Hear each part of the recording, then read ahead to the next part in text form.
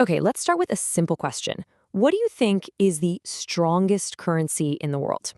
Now, the answer, it might seem obvious, right? But I promise you, it's probably not what you're thinking. Let's dive in and unpack this. So seriously, if you had to put money on it, what would you guess? What's the most valuable, the strongest currency out there? Go ahead. Take a second. Lock in your answer. All right, did you guess the US dollar? Maybe the euro? Or even the good old British pound? Look, if you did, you're in good company. But you'd be wrong. And this is where it starts to get really interesting. Believe it or not, the world's strongest currency is the Kuwaiti dinar. Yeah. So the real question we're going to dig into today is why? I mean, what actually makes a currency powerful in the first place?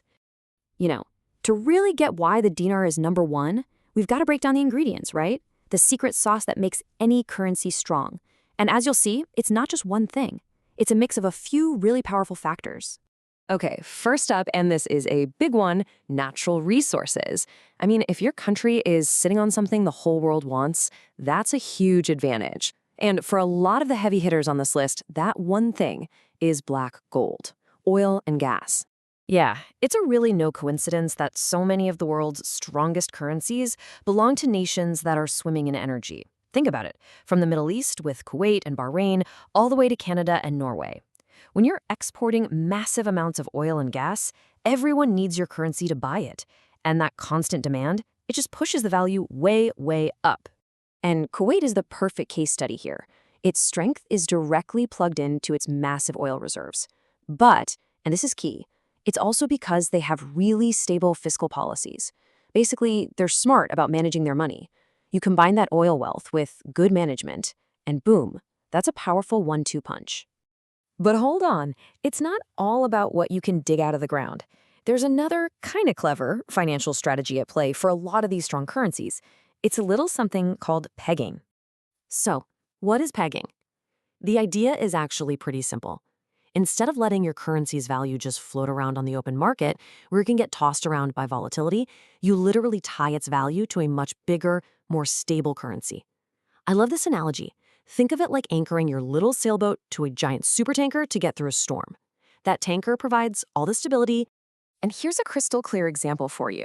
The Gibraltar pound is pegged 1-to-1 to the British pound. That means 1 GIP is always worth exactly 1 GBP. No guesswork. That super simple link gives Gibraltar's economy a ton of stability it wouldn't have otherwise. And this isn't some obscure trick. It's used all over the world. Just look at this list. You'll see a lot of these currencies, like the Jordanian dinar or the Cayman Islands dollar, are pegged directly to the US dollar. Others, like Brunei, pegged to the Singapore dollar, a strong regional player. The key is finding that big, stable anchor to latch onto. So this naturally leads us to the next question, right? What about the anchors themselves?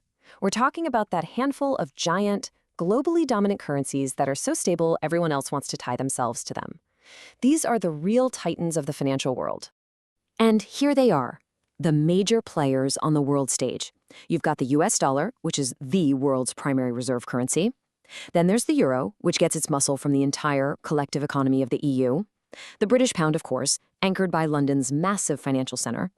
And you can't forget the Swiss franc. That's the classic safe haven. When things get crazy in the world, investors run to the franc because Switzerland is just so famously stable and neutral. It's their own incredible strength that makes them such good anchors for everybody else. The euro is a really fascinating one, though. Its power just comes from raw scale. I mean, you're talking about uniting 20 different national economies under a single currency. That collective economic muscle is what makes it a true global heavyweight. No question. Okay, so we've talked about oil wealth, and we've talked about pegging. But a currency's strength doesn't have to come from either of those things.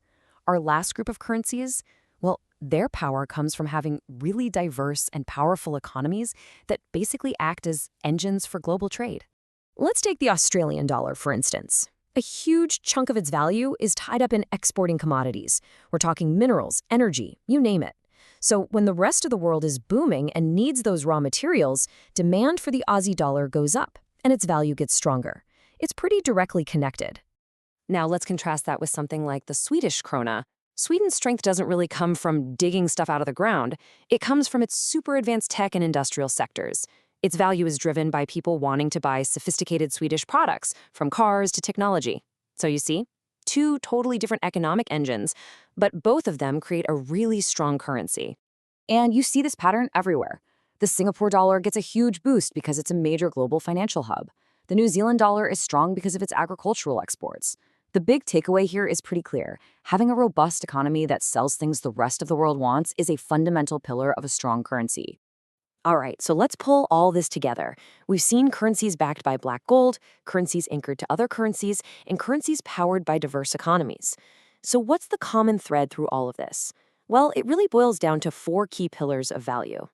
Okay, here they are, the four pillars. First, you need to have something valuable. That could be oil in the ground, or it could be amazing technology. Second, you need smart policy. That could mean pegging your currency for stability or just generally managing your country's finances well. And that smart policy, that's what builds the third pillar, global trust. People have to believe in your currency. And finally, number 4, all of this is supported by being a key player in global trade. You have to be part of the action. So that leaves us with one final big question to think about. As we're heading into this really interesting digital future with all sorts of new forms of money and currency, are these pillars still going to matter? Will things like resources, smart policy, global trust, and trade still be the foundation of value? That's something that really remains to be seen. Thanks for unpacking this with me.